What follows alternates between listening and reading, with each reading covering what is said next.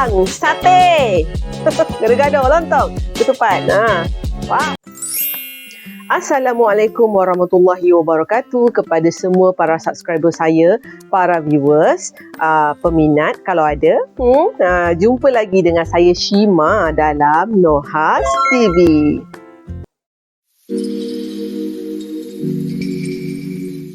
Okey, hari ini saya nak melunaskan permintaan daripada subscriber saya. Nama dia saya tak tahu tapi dia letak kat situ nama dia up to you. Nasib baik dia tak letak whatever. Dia kata dia nak minta Kak tolong react Geography Now Indonesia. Apa tu? Jom kita tengok jom. Bila saya dah search dalam YouTube, ya memang ada. Daripada channel Geography Now. Tajuknya Geography Now Indonesia. Anda semua mungkin dah tahulah secara umum, secara khususnya kan. Saya ni orang yang baru nak belajar. Saya ni yang nak dapat ilmu. Kalau anda nak ulang kaji bersama-sama lagi dengan saya, jom kita tonton bersama-sama reaction video saya kali ini ya. Okey, jom. Pakai headphone ya. Ting. Okey Buat magic pula ya. Buat magic si sekali lah kan. Okey, kita akan play sekarang. Okey, video dalam bahasa Inggeris. Saya tak pastilah dia ada subtitle ke tidak. Kita minta adalah. Kan? Okay, tapi rasanya bahasa Inggeris yang digunakannya simple-simple je. Dia bukan level-level Oxford pun. Okay? If you don't know anything about Indonesia, basically all you have to know is that it's kind of like the Hawaii of the Muslim world, but it's like huge. It's like the biggest state, and with orangutans. And that's Ada it. Just orangutan. no punchline. Ya, memang Just tak ada go to the punchline. intro song. Okay, push. Okay. It's time to learn geography now! Hey everybody, I'm your host Barbie. So as some of you know, I've been to Barbie? Indonesia one time on one island for like 3 hours. I ate one dish. So basically, I'm like the Indonesia expert, right? Well, yelah. if not, I'm kind of like the only guy on YouTube doing full profile videos like this. So for now, you'll just have to kind of deal with me for like the next 12 or so minutes. Woohoo! Default! Okay. Political So geography. again, if you don't know anything about Indonesia, it's basically like if the Middle East and South Asia had an incredibly colorful, loud, somewhat explosive set of babies. Like thousands of them. Okay, that doesn't really help. First of all, Indonesia is the world's largest archipelago nation located right where the Indian Ocean meets the Pacific Ocean on the incredibly clustered set of islands making 6 countries known commonly as Nusantara or the Malay Archipelago. Malay And Archipelago. Indonesian Archipelago. Sure, whatever makes you happy. Indonesia actually has land borders with 3 of these countries, Malay East Timor, Papua New Archipelago. Guinea, and Malaysia, on the biggest island Borneo or Kalimantan, which is one of the world's only 2 triple split nation islands, the other one being Cyprus. Although technically if you include the UN buffer zone, it's kind of like 4 entities, but the UN isn't a country, whatever, just watch the Cyprus episode. The country is divided into 34 provinces, 5 of which have special administrative statuses, with the capital and most populous city Jakarta located on Java, the world's most populous island with nearly half of the entire population of Indonesia in it. The largest cities after Jakarta are Surabaya and Bandung, both located on Java Island, and Medan, located on Sumatra. Jakarta Soekarno-Hatta International, Bali's Ngurah Rai International in Denpasar, and Surabaya's Juanda International. Now here's where things get a little speculative. Today there are still arguments claimed as to exactly how many islands Indonesia has. The National Coordinating Agency for Surveying and Mapping says Indonesia has about 13,500. The National Institute of Aeronautics and Space Agency says that it has about 18,300, whereas the Indonesian government claims about 17,500. But whatever the point is, there's a lot of them. Over 8,800 have names, and over 900 of them are permanently inhabited. You would think they are the country with the most islands, but surprisingly Finland and Canada beat them. But a lot of their islands are kind of like boop-a-doop, little islands in the lakes, so does it really count? I guess. Now let's talk about the 5 special administrative provinces. They are Aceh, Yogyakarta, West Papua and Papua, and the capital Jakarta. Now, no surprise, the capital Jakarta acts as its own political entity. Lots of countries do that. But what about the others? First, Aceh. Aceh is kind of like the black sheep of Indonesia. It's the only province in which Sharia law is fully implemented. Also, they kind of have like a ton of oil, so yeah, they've kind of asserted a very independent ideology that sets them apart as autonomous from the rest of Indonesia. Then you have Yogyakarta, which is the only region that is still governed by a pre-colonial monarchy. The Sultan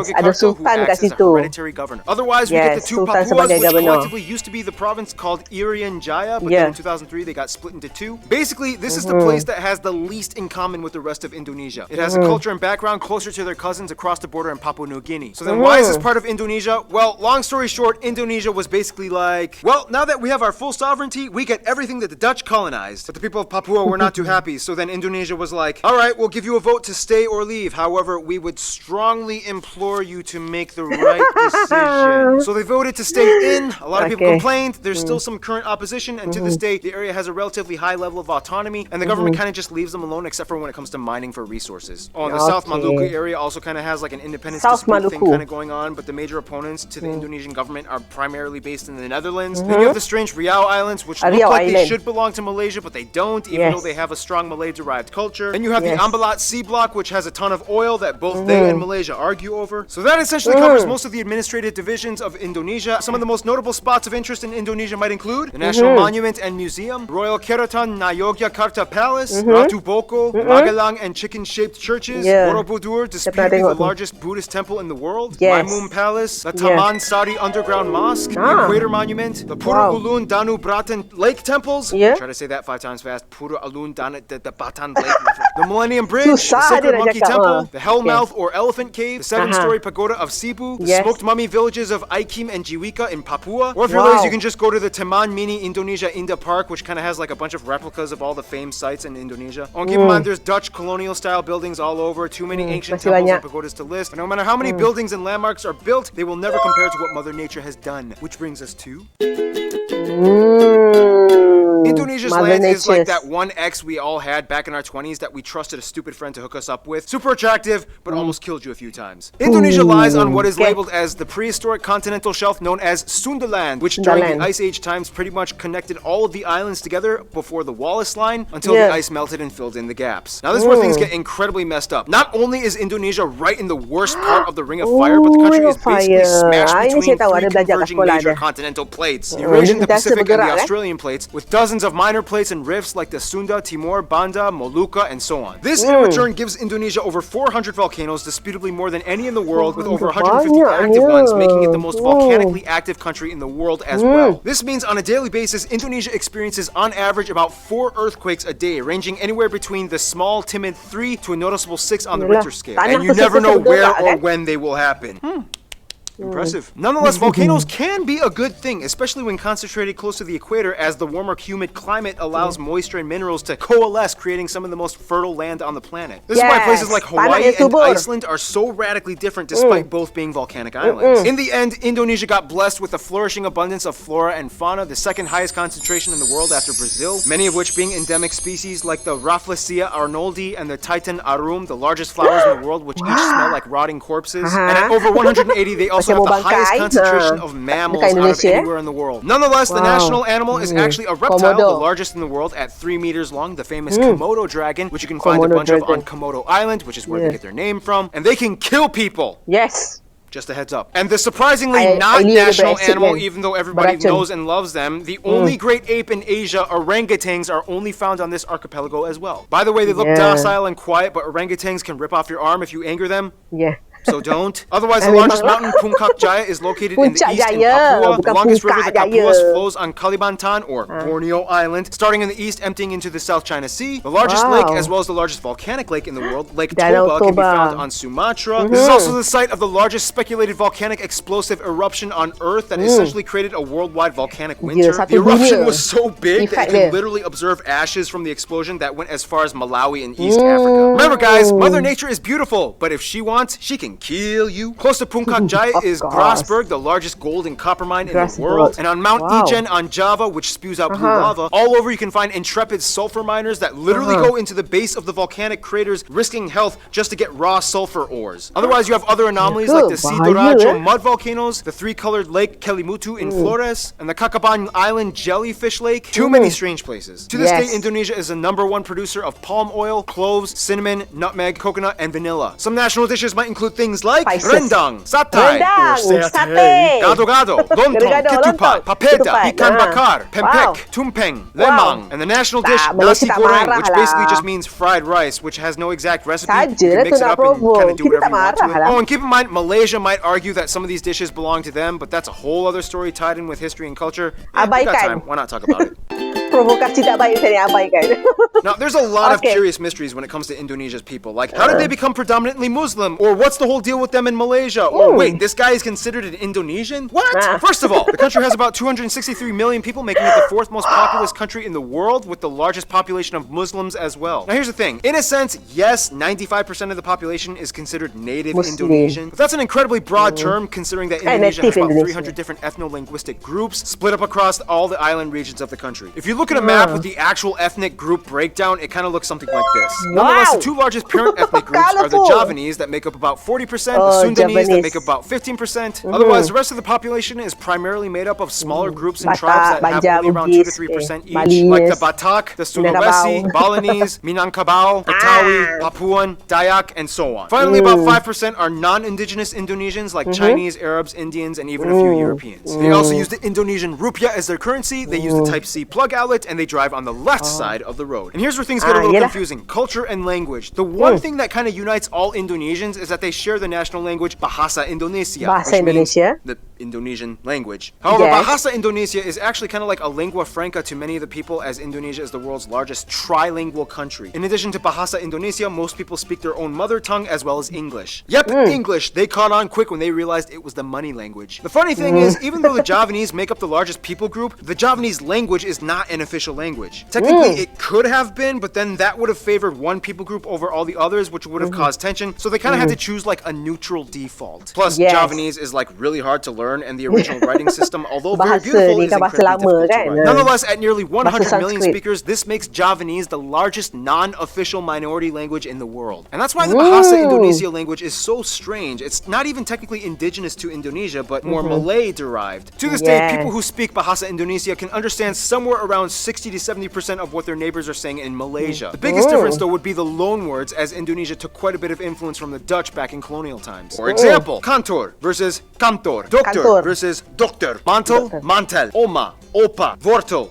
wortel. Speaking of the Dutch, quick history lesson. Hindu kingdoms, Buddhist kingdoms, Islamic kingdoms. The Portuguese come in quickly, but then the Dutch Okay. flock in. Japan comes in for a couple of years and decimates a huge chunk of the population. Independence, Republic, the Suharto years. Controversial incidents and fights with ethnic Chinese, Timorese, and Papuan peoples. Suharto falls, Reformation period begins, and here we are today. In Indonesia, all citizens are required to register under one of 6 recognized religion categories: Islam, Protestant, Catholic, Hindu, Buddhist, and Confucianism. If you don't identify with either, then sorry. Prior to Islam Sorry. entering around the 13th century, Indonesia was actually primarily Hindu and Buddhist. It's disputed on how exactly Indonesia became prevalently Muslim. Some people will say that it's because of the Arab traders that came by in the early first millennium. Others will say that maybe it had to do with the Malacca Sultanate conquest that fought against the Hindu and Buddhist kingdoms. And the truth is, both might be right. Inevitably, Bali became like the last sort of haven for whatever Hindus were left. The eastern Nusa Tenggara region and the Papuas remained predominantly Christian, as the Dutch and Portuguese shared the gospel. Islamic culture in Indonesia is a little different from what it looks like in the Middle East. For one, most lain. mosques don't have the typical dome structure, and Yeah. actually many of them resemble Hindu temples, like the Demak Great Mosque. When a Yeah. family member Yalah, dies, kita their orang relatives Muslim, might bukan orang often come Arab, together and kan? pray for a whole week, and then again on the 40th day, and then on the year anniversary, and then on the 500th day, and so on. Also, the night before Eid al-Fitr, the youth might gather and Eid go around al-Fitri. neighborhoods reciting the takbir. Those are some things you don't really typically find in the Middle East. Clothing modesty customs memang are tak ada. pretty loose. Not all Muslim women wear hijabs, however, the ones that do might also complement it with Western Tak semua clothing, macam like tu. branded t-shirts with skin-tight sleeves and jeans. When I was Tak in Indonesia, semua. I saw a hijab-wearing woman with short sleeves and capri pants exposing her calves. I was like, Tak "Can semua. they do that?" Now, in terms of culture, again, it depends on where you are, and many indigenous peoples still follow ancient traditions. Everything from the Minangkabau candle dance to the gamelan players of Candle dance. Bukan Yogyakarta, candle dance Wayang lah, tari Javanese piring shadow lah. puppetry, Balinese festivals, Sumatran pencak silat martial art tournaments, Kenya motif paintings of the Kalimantan tribes, the deadly pasola game played by Sumba peoples, Caravan cow racing on Madura Island, the strange burial traditions of the Toraja people, and everywhere you can find those pointy longhouses. Otherwise, some notable people of Indonesian descent might include people like the first president Sukarno, Gadamaja, R.A. Kartini, B.J. Habibie, Iko Uwais, Yayan Ruhian, Sisip Arif Rahman, Agnes Monica, Iwan Fals, Anggun, Megawati Sukarno Putri, the Hartono brothers, and YouTubers Brian Emanuel and Raditya Dika. Now, it's so hard to cover Indonesia's culture because there's so many different people groups, each with their own cultures. It's insanely colorful and rich. I wish we could cover more, but we gotta move on to some diplomatics, shall we? Boleh, jom.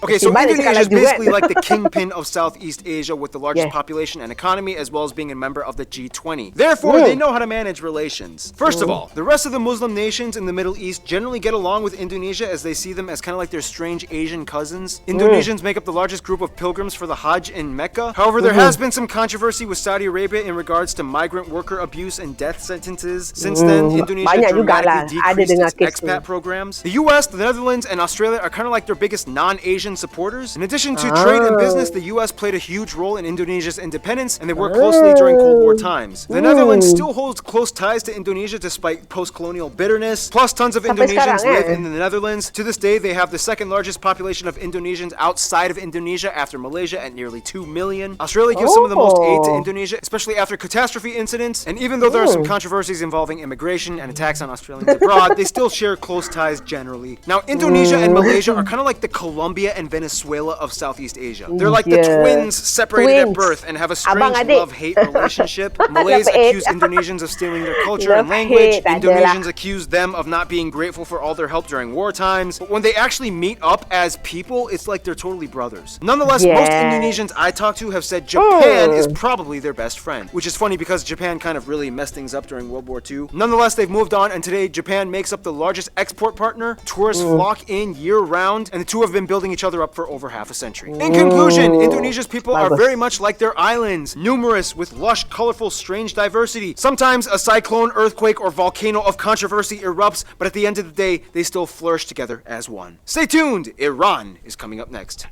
Iran? Episod yang akan datang lah. Okay. Terima kasih. Geography now. Macam mana? Saya dapat tangkap lah tadi. Tapi yang bab love-hate dengan Malaysia tu memang betul pula. Kita hate tapi kita love. Kita love tapi kita hate. Entah macam mana tak? Adik-beradik kan, lidah mana yang tak tergigit kan. Dengan orang lain pun kita bergaduh, ini kan lagi dengan adik-beradik. Betul tak? Tapi akhirnya kita pun berbaik juga macam dia cakap. Okeylah, saya dapat ilmu sedikit sebanyak lah mengenai Indonesia secara generalnya. Bukan secara detail sangat lah, secara general. Tapi okeylah kan, jalan-jalan satu Indonesia dalam masa 5 minit. Diharapkan yang lain pun dapat manfaat daripada video ini.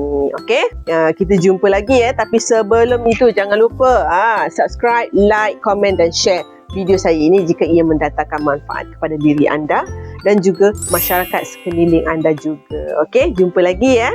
Okey. Okey, bye. Assalamualaikum warahmatullahi wabarakatuh. Bye bye semua. Bye bye.